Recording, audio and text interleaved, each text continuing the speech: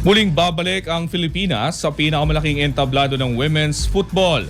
Tiniklop ng Philippine Women's National Football Team ang Uzbekistan 2-0 sa kanilang play-in match ng AFC Women's Asian Cup Australia 2026 para masungkit ang isang pwesto sa 2027 FIFA Women's World Cup bago ang laban.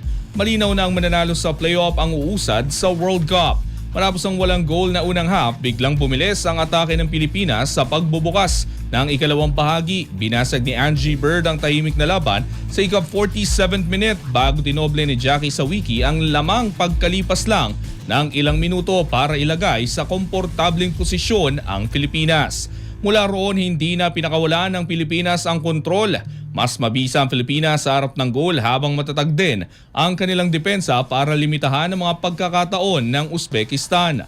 Ang panalong ito nagtulak sa bansa pabalik sa Women's World Cup, ang ikalawang suod na pagpasok ng programa sa global tournament. Ang playoff na ito ang itinakdang huling daan ng Philippines at Uzbekistan tungo sa 2027 World Cup matapos mabigo sa quarterfinals ng Asian Cup. Malaking pagkakataon ito para sa Pilipinas na muling magpakita ng tapang at disiplina sa isang labang walang puwang ang pagkakamali.